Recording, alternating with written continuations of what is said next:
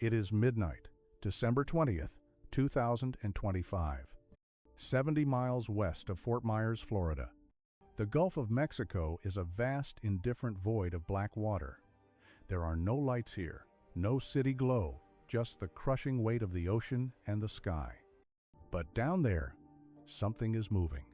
The Coast Guard pilots see it on their thermal cameras. A vessel, a 42-foot Freeman catamaran.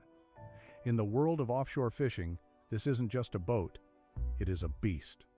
A supercar on water. It is named the Unstopp-A-Bull, and right now it is living up to its name. The engines are running, the throttles are engaged, the boat is cutting through the 3-foot swells at 7 knots. It is plowing forward, relentlessly, into the darkness. The helicopter crew hails the vessel on the radio.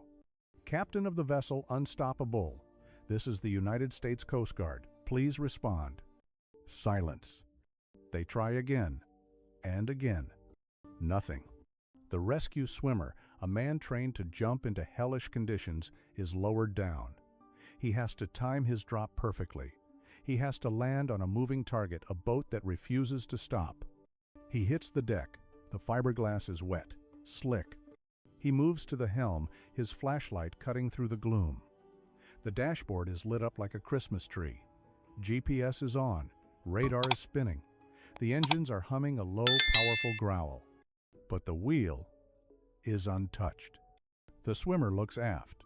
He sees fishing rods in the holders. He sees the catch of the day prize fish lying in the cooler or perhaps on the deck waiting to be filleted. Everything is normal. Everything is perfect. Except for one thing. There is not a single soul on board. 2 men left this morning. 2 powerful, experienced men. Now, there is only the machine driving itself toward the horizon. This is not a shipwreck. This is not a fire. This is a ghost ship in the age of GPS. How does a boat keep driving when the drivers have vanished into thin air? Welcome to the mystery of the Unstopp-A-Bull. To understand the horror of that empty boat, we have to rewind 24 hours. We have to look at the men who stood at that wheel. These were not amateurs. These were titans. First, there is Randall Spivey, Randy, 57 years old. Randy is a man who takes up space in a room, 6'1", 245 pounds. He is the founder of Spivey Law Firm. In Florida, if you are injured, if a corporation wrongs you, you call Randy. He is a member of the multi-million-dollar Advocates Forum. He spends his days fighting insurance giants and winning. He is tough, he is smart, and he has enemies. Then there is his nephew, Brandon Billmeyer, 33 years old. Brandon is the future. He stands 6'2", 250 pounds. A giant, just like his uncle. He plays pickleball. He is active. He has a master's in business and a law degree. He works for the Shiner Law Group. He used to defend insurance companies. Now, he sues them. He knows the game from both sides. Uncle and nephew. They are bound by blood, by profession, and by the sea. For them, the ocean isn't just water. It is the only place where the phone stops ringing. It is the only place where they aren't counselors. They are just fishermen. Friday, December 19th, 2025. 5 a.m. The world is still asleep. But at the Intracoastal Court in Fort Myers, the engines of the Unstopp-A-Bull roar to life. They check the weather. It is a good day. Winds at 10 miles per hour, seas at 3 feet. For a boat of this caliber, that is flat water. They have a plan. Head deep, 70, maybe 100 miles out. Chase the big fish, the wahoo, the tuna. They have done this 100 times, 1,000 times. Randy has been on boats his entire life. He knows the rules, he knows the risks. But experience can be a dangerous thing. When you are a novice, you are terrified. You follow every rule. You clip the safety lanyard to your wrist, the kill switch that stops the engine if you fall. But when you are a king of Florida, when you are sitting in a $1 million vessel that feels as stable as a sidewalk, sometimes you get comfortable. They throttle up. The coastline of Florida, disappears behind them. By noon, they are in the deep blue. No cell service, no witnesses, just 2 men, 4 engines, and the silence. They are catching fish. They are having the time of their lives. They do not know that a clock has started ticking, a countdown to a moment that will defy all logic. The sun begins to dip. They should be heading home. Back on land, the sun sets. 7 p.m., 8 p.m. Deborah Billmeyer, Brandon's wife, looks at her phone. Nothing. Randy isn't answering. Brandon isn't answering. They are late. And in the world of deep-sea fishing, late is a terrifying word. She makes the call to the Coast Guard at 7:30 p.m. But out there, 70 miles away, the Unstopp-A-Bull is already driving itself through the darkness. And the deck is empty.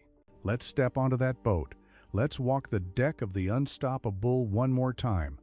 Because the boat is talking to us. It is screaming clues. But the language it speaks is physics, not English. The engines are in gear. This is the most critical piece of the puzzle. When the Coast Guard board the vessel, the propellers are spinning. Now, do the math with me. A 42-foot catamaran with 4 massive outboards, even at idle speed, moves at roughly 5 to 7 knots. That is about 6 to 8 miles per hour. The average human, fully clothed, soaked in heavy salt water, panicking, they can swim maybe 2 knots, maybe. Do you see the nightmare? If you fall off this boat while it is in gear, the boat does not stop. It does not circle back. It runs away from you. In 60 seconds, that boat is 150 yards away. In 5 minutes, it is gone. It is a white speck on the horizon. But why did they fall? Look at the rods. They are racked. They are not in the water. This destroys the old man in the sea theory. They were not fighting a monster tuna. They were not dragged overboard by a giant fish. The work was done. They were likely cleaning up, or maybe just moving to the next spot. There is no damage, no scratches on the hull, no blast marks. They didn't hit a shipping container. They didn't hit a floating log. The boat is pristine. It is a Mary Celeste for the 21st century, a perfect floating capsule of technology carrying nothing but ghosts and dead fish. And then there is the detail that gives the families hope and simultaneously breaks their hearts. 2 life jackets are missing. Did they put them on, or did they blow away? If they are wearing them, they are floating. They are alive. They are waiting. But if they are floating, why can't we find them? Dawn breaks on Saturday. The alarm has been sounded. The U.S. Coast Guard launches a full-scale assault on the ocean. This is not just a patrol boat looking around. This is war against the elements. They bring in the heavy hitters, the C-130 Hercules from Clearwater, the MH-60 Jayhawk helicopters, the cutter Crocodile. They are joined by the Cajun Navy of Florida friends, fellow lawyers, clients. 20 private boats launch into the Gulf. Everyone loves Randy and Brandon. Everyone wants to be the hero who spots them. But the ocean is cruel. The search area expands to 6,700 square miles. That is the size of the entire state of Connecticut. Imagine trying to find 2 coconuts bobbing in the entire state of Connecticut. Now, imagine the ground is moving. The ground is 3-foot waves that hide everything in the troughs. The Coast Guard uses SEROPS, a supercomputer program that predicts drift. But the computer assumes the victims are passive objects. If Randy and Brandon are swimming, if they are trying to stay together, or if they separated, the model breaks. And while the planes search the sky, something else is happening on land, something darker. The FBI steps in. Normally, the Coast Guard handles lost boaters. The FBI does not get involved in accidents. They get involved in crimes. Remember who these men are. Randall Spivey sues powerful people for a living. He takes millions of dollars from corporations. Is it possible? Is it possible this wasn't an accident? Did someone board that boat? Did someone force them off? The investigators comb the boat for fingerprints, for DNA, for signs of a struggle. But the boat is clean. Too clean. No blood, no bullet holes, no signs of a fight. Just the engines humming their mechanical song. Sunday passes, Monday comes. The window of survival is closing. Randy is 57. He is big, but he has heart risks. Brandon is strong, but he is heavy. Hypothermia isn't the only killer. It's exhaustion, keeping your head above water for 72 hours. It requires superhuman will. The Coast Guard makes the hardest calculation of all: the probability of life versus the risk to the searchers. Monday evening, sunset. They turn the planes around. Randy and Brandon are out there, somewhere, alone. So, what happened? How do two experienced men vanish from a perfectly functioning boat? The most terrifying theory is also the most simple. It is called the Domino Effect. It starts with a single mistake, a split-second lapse in judgment. Picture this. The boat is trolling, moving slow, maybe 5 knots. Randy is at the back. Maybe he is checking a line. Maybe he is washing fish blood off his hands in the water. The boat hits a rogue wave, just a small one, a sudden lurch. Randy loses his footing. He goes over. Now, the clock starts. Brandon is at the wheel. He sees his uncle, his mentor, his family hit the water. Panic is a biological override switch. It shuts down the logical brain. Brandon's instinct screams, "Help him." He leaves the helm. He runs to the back of the boat to grab Randy or to throw a rope. But in that explosion of adrenaline, he forgets the one thing that matters. He doesn't shift to neutral. He leans over the side. He reaches out. The boat is still moving forward. The momentum is deceptively strong. Randy is heavy. Brandon is heavy. Physics takes over. Brandon slips. Or maybe he jumps in, thinking he can grab Randy and climb back up. Splash. Now, both men are in the water. They surface. They cough out salt water. They look up, expecting the boat to be there. But the Unstopp-A-Bull is doing exactly what it was told to do. It is driving. They watch it go. 10 yards, 50 yards, 100 yards. They scream. But the engines are loud, and the ocean absorbs the sound. Within 2 minutes, the boat is a mile away, and they are left in the silence. But there is another possibility, one that comes from within. Randy Spivey is 57, a big man, high-stress job. Deep-sea fishing is physical. You are fighting fish. You are balancing on a moving deck under the Florida sun.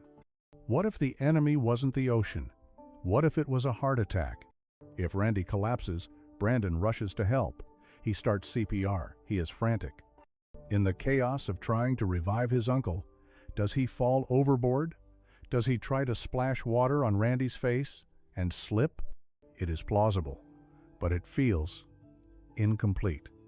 Because if Brandon was left on the boat with a fallen uncle, he would have called the Coast Guard. He would have driven home. Unless they both ended up in the water. And then, there is the theory that keeps the internet awake at night. The foul play theory. Why is the FBI involved? Usually, the Coast Guard handles accidents. The FBI handles crimes. Randy and Brandon destroyed people in court. They cost insurance companies and negligent corporations millions of dollars. When you take that much money from powerful people, you paint a target on your back. Could someone have been waiting for them out there? A pirate scenario, a forced boarding. But here is the problem. The Unstopp-A-Bull was a crime scene without a crime. Everything was in place. The expensive rods were still there. The electronics were still there. If this was a hit, it was a ghost hit. No struggle, no blood, no theft. It forces us back to the most chilling reality. The FBI is likely there just to be sure, to rule out the impossible, because the boat tells us that no one else was there. Whatever happened, happened between those two men and the sea. And the sea does not give up its witnesses. Back on dry land, the ripples of this event turn into waves. In the legal world of Florida, Randall Spivey and Brandon Billmeyer are giants. When a giant falls, the ground shakes. Monday morning arrives. The courts open. But the counselors are not there. Dozens of cases, multi-million-dollar lawsuits, families waiting for justice, everything grinds to a halt. Spivey Law Firm and Shiner Law Group are left staring at a void. It is a rare thing to see the legal sharks of Florida pause. But they do. Rivals, competitors, attorneys who spent years fighting Randy in the courtroom, they are the ones sending boats. They are the ones donating fuel. Because they know. They know that Randy and Brandon were fighters, and the idea that they simply vanished, it terrifies everyone. Their legacy is etched in the settlements they won and the lives they changed. But right now, their biggest case is the one they cannot argue. They are the plaintiffs in a case against nature itself, and nature rarely settles. The police make a decision that changes the texture of this investigation. They do not just list Randy and Brandon as missing persons. They classify them as endangered adults. Words matter. In the language of law enforcement, endangered carries a heavy weight. It means this was not voluntary. It means they did not run away to start a new life in Mexico. They did not stage this. It means they are in immediate, life-threatening peril. This classification strips away the red tape. It allows the authorities to bypass the waiting periods. It unlocks resources instantly. It tells the world, this is not a drill. But it also serves as a grim acknowledgement of reality. The authorities know the statistics. They know about the survival window. They know that two men, no matter how strong, no matter how rich, are just biological organisms fighting a thermodynamic war against the ocean. By classifying them as endangered, the police are screaming into the void. They are acknowledging that every second that passes is a theft. The ocean is stealing time. And as the sun sets on the third day, the classification begins to feel less like a status update and more like an epitaph.